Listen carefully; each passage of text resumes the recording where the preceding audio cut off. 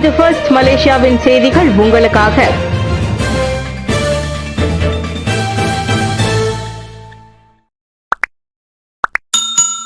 தேர்தல் நிதி பதற்றத்திற்கு பிறகு பாஸ் பெர்சத்து கூட்டு.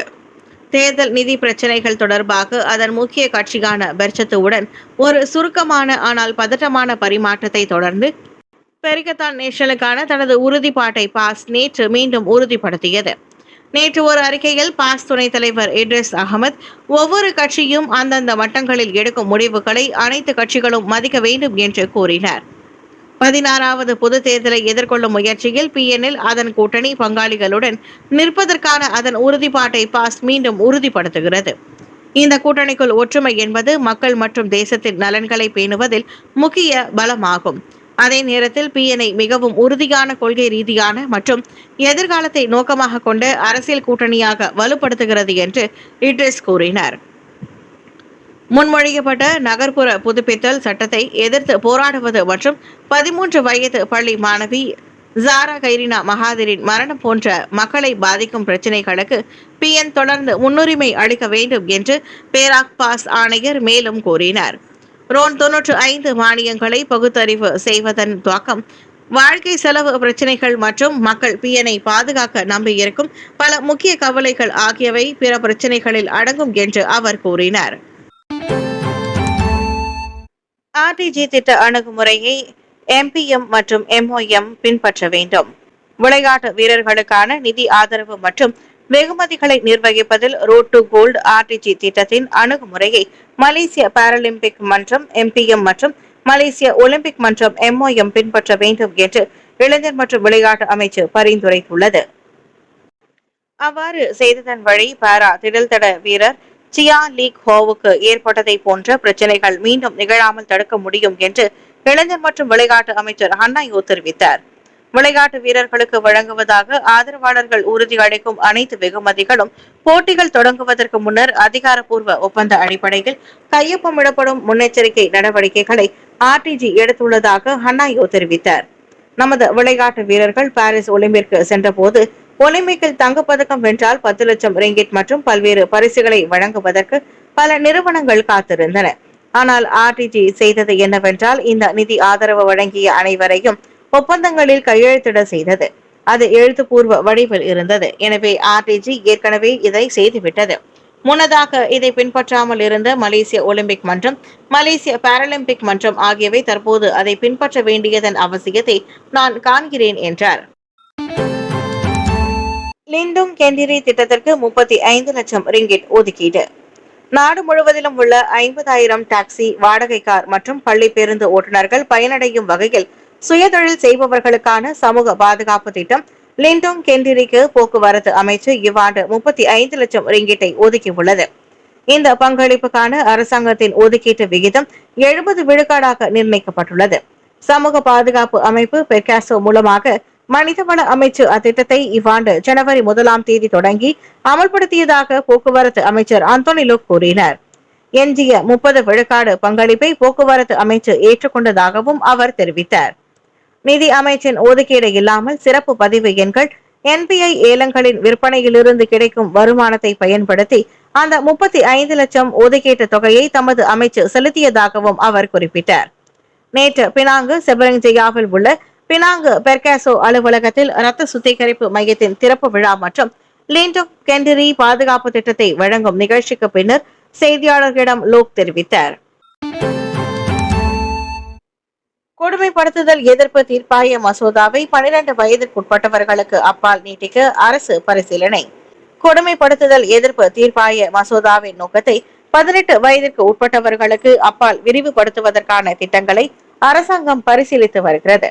சட்டம் மற்றும் நிறுவன சீர்திருத்த அமைச்சர் அசலினா ஒத்தமான் சைட்டின் கூற்றுப்படி கொடுமைப்படுத்துதல் எதிர்ப்பு டவுன்ஹால் அமர்வுகளிலும் நிறுவன சீர்திருத்த வரைபடம் தரவு தளத்திலும் மூலமாக இந்த விஷயம் எழுப்பப்பட்டது.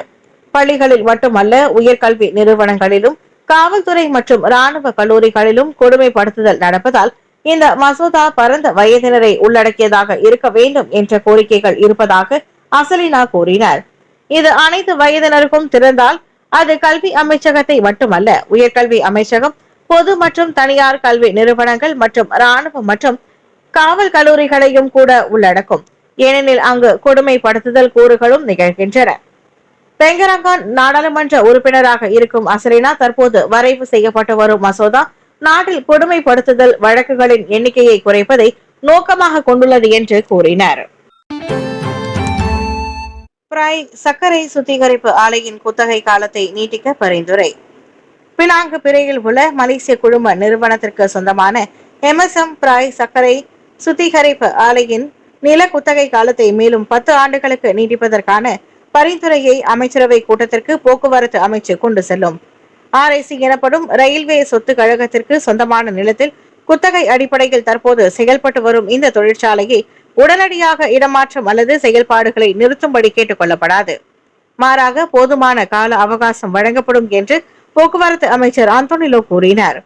சம்பந்தப்பட்ட தொழிற்சாலை அமைந்துள்ள கம்போங் மானிஸ் பகுதியில் உள்ள குடியிருப்பாளர்களின் வாழ்க்கை சூழலை கருத்தில் கொண்டு மறு மேம்பாடு திட்டம் வாயிலாக அவர்களுக்கு இலவச வீடுகள் வழங்குவது தொடர்பில் அந்த விவகாரம் எழுந்துள்ளது. 1964ஆம் ஆண்டு முதல் செயல்பட்டு வரும் அத்தொழிற்சாலைக்கான நிலக்குத்தகை கடந்த ஆண்டு நவம்பர் 30ஆம் தேதி காலாவதியான நிலையில் அப்பகுதிக்கான மேம்பாட்டு பணிகள் கட்டம் கட்டமாக மேற்கொள்ளப்பட்டு வருவதால் வேறு இடத்திற்கு மாற்ற தொழிற்சாலை நிர்வாகத்திற்கு அரசாங்கம் அவகாசம் அளிக்கும் என்றும் லோக் விவரித்தார். மலேசிய தலைமையிலான ஆசியான் நாடுகளின் மியான்மர் பயணம் ஒத்திவைப்பு. வெளியுறவு அமைச்சர் முகமது ஹசான் தலைமையில் மியான்மருக்கு மேற்கொள்ள திட்டமிட்டிருந்த பயணம் ஒத்திவைக்கப்பட்டுள்ளதாக விஸ்வாபுத்ரா நேற்று தெரிவித்துள்ளது.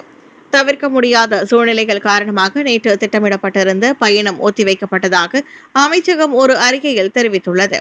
ஆனால் அதை விரிவாக கூறவில்லை. புதிய தேதி குறித்த விவரங்கள் பின்னர் அறிவிக்கப்படும் என்று அது கூறியது. ஆசியானின் தற்போதைய தலைவர் மலேசியாவின் வெளியுறவு அமைச்சராக முகமது ராணுவ ஆட்சிக்குழு கலைக்கப்பட்டு அவசர கால சட்டம் நீக்கப்பட்ட பின்னர் மியான்மரில் நிலைமையை மதிப்பிடுவதற்காக தாய்லாந்து, பிலிப்பைன்ஸ் மற்றும் இந்தோனேசியாவை சேர்ந்த வெளியுறவு அமைச்சர்கள் குழுவை வழிநடத்தவிருந்தனர். 63 நகரங்கள் அவசர கால ஆட்சியின் கீழ் இருக்கும்போது மியான்மர் எவ்வாறு பொது தேர்தலை நடத்த திட்டமிட்டுள்ளது என்பது பற்றிய தெளிவான படத்தை விரும்புவதாக அவர் முன்னர் கூறினார். 2025ஆம் ஆண்டின் பிற்பகுதியில் தேர்தல்களை நடத்துவதற்கான ஒரு படியாக இந்த ஆட்சி கவிழ்ப்பில் அதிகாரத்தை கைப்பற்றிய 4 ஆண்டுகளுக்கும் மேலாக ஜூலை 31 அன்று மியான்மர் அவசர கால சட்டத்தை நீக்கியது.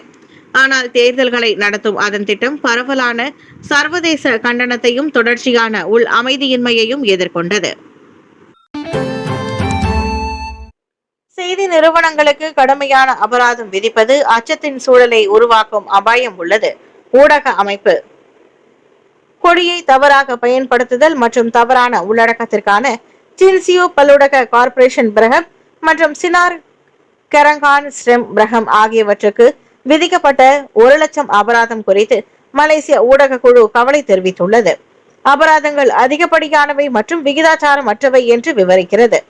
இத்தகைய கடுமையான அபராதங்கள் பத்திரிகையாளர்கள் மற்றும் ஆசிரியர்களிடையே பயம் மற்றும் சுய தணிக்கை சூழலை வளர்க்கும் அபாயத்தையும் பொதுமக்களுக்கு தெரிவிக்கும் பொறுப்பேற்கவும் ஊடகங்களின் முக்கிய பொறுப்பை பலவீனப்படுத்துவதாகவும் குழு கூறியது.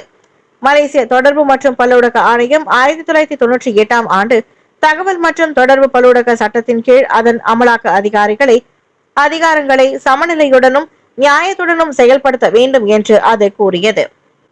தற்செயலான தவறுகள் வருந்தத்தக்கவை என்றாலும் செய்தி அறையின் நம்பகத்தன்மையை அச்சுறுத்தும் பொதுநலன் அறிக்கையிடலை ஊக்கப்படுத்தாத அல்லது நமது ஊடக சுற்றுச்சூழல் அமைப்பில் குரல்களின் பன்முகத்தன்மையை கட்டுப்படுத்தும் தண்டனை தடைகளை அல்ல, விகிதாச்சார மற்றும் திருத்த நடவடிக்கைகளை அழைக்க வேண்டும் என்று அது ஒரு அறிக்கையில் தெரிவித்துள்ளது. தமிழ் பள்ளி மாணவர்களுக்கு பேராக் இந்து அர்ச்சகர் சங்கம் கல்வியாகும். சமயத்துடன் கல்வியிலும் மாணவர்கள் சிறந்து விளங்க வேண்டும் என்ற வகையில் பேராக் மாநில இந்து அர்ச்சகர் சங்கம் தமிழ் பள்ளி மாணவர்களுக்கு மாபெரும் கல்வி யாகத்தை நேற்று சிறப்பாக நடத்தியது. உலுக்கிந்தா கம்போங் கெபாயாங்கில் உள்ள அருள்மிகு சிவசுப்பிரமணியர் ஆலயத்தில் நடைபெற்ற இந்த கல்வி யாகத்தை தொடர்ந்து மாநிலத்தில் உள்ள 12 தமிழ் பள்ளிகளுக்கு கணிசமான நிதி உதவியும் வழங்கப்பட்டது. காலை மணி 7 தொடங்கி ஆலயத்தில் பல்வேறு விதமான பூஜைகளும் மாணவர்களின் கல்வியை முன்னிறுத்தி சிறப்பு வழிபாடுகளும் நடைபெற்றதாக மலேசிய இந்து அர்ச்சகர் சங்கத்தின் பேராக் மாநில தலைவர் சிவஸ்ரீ கணேஷ்குமார் குருக்கள் தெரிவித்தார். இந்த யாகத்தில் சிறப்பு பிரமுகராக அழைக்கப்பட்டிருந்த பேராக் மாநில ஆட்சிக்குழு உறுப்பினர் சிவனேசன் இதுவரை சமய காரியங்களில் மும்முரம் காட்டி வந்த அர்ச்சகர்கள் தற்போது தமிழ் பள்ளி மற்றும் இந்திய மாணவர்களின் வளர்ச்சியிலும் கவனம் செலுத்துவது பாராட்டுக்குரியது என்றார்.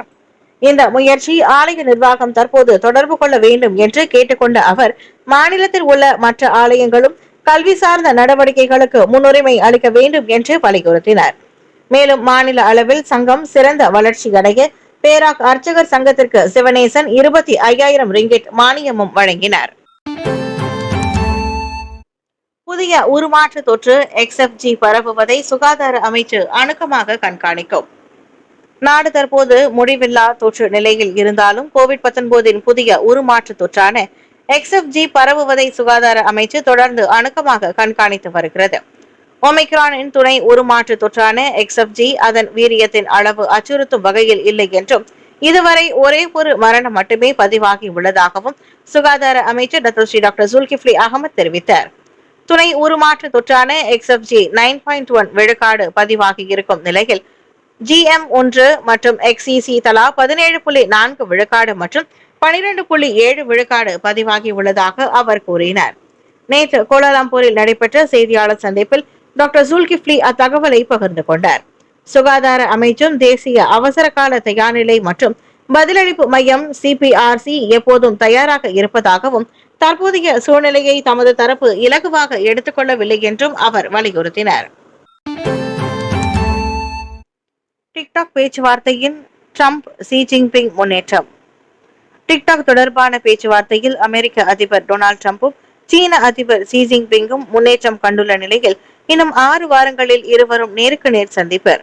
தென்கொரியா கியோட்டோவில் அடுத்த மாதம் 31ஆம் தேதி நடைபெறவிருக்கும் ஆசிய பசிபிக் பொருளாதார ஒத்துழைப்பு உச்சநிலை மாநாடு எபெக்கில் தொடர் பேச்சுவார்த்தையை நடத்த அவ்விரு தலைவர்களும் இணக்கம் தெரிவித்துள்ளனர். டிக்டாக் குறித்த கலந்துரையாடலுக்கு அதிபர் ஷி இணக்கம் தெரிவித்துள்ளதாகவும் அவர்களின் சந்திப்பின் போது ஒப்பந்தத்தில் கையெழுத்திடுவதற்கான சாத்தியங்கள் இருக்கலாம் என்றும் ட்ரம்ப் கூறினார். கட்டமைப்பு ஒப்பந்தத்திற்கு இவ்வாரம் பெய்ஜிங் அளித்த இறுதி ஒப்புதல் டிக்டாக் செயல்பாட்டில் இருப்பதை உறுதி செய்வதற்காக ட்ரம்ப் தீர்க்க வேண்டிய சவால்களில் ஒன்றாகும். அமெரிக்காவில் உள்ள டிக்டாக்கின் சொத்துக்களை அதன் சீன உரிமையாளர் பைடான்ஸ் விற்பனை செய்யவில்லை என்றால் அடுத்த ஆண்டு ஜனவரி மாதத்திற்குள் அச்செயலியை முடக்கும்படி நாட்டில் உள்ள பயனர்களுக்கு காங்கிரஸ் முன்னதாக உத்தரவிட்டது. இருப்பினும் டிக்டாக் தொடர்பான எந்த ஒரு அதிகாரப்பூர்வ ஒப்பந்தமும் சீனா வெளியிட்டிருக்கும் அறிக்கையில் குறிப்பிடவில்லை. இதற்கிடையே பேச்சுவார்த்தை வெற்றிகரமான முறையில் முடியும் என்று முன்னதாக ட்ரம்ப் அறிவித்திருந்தார்.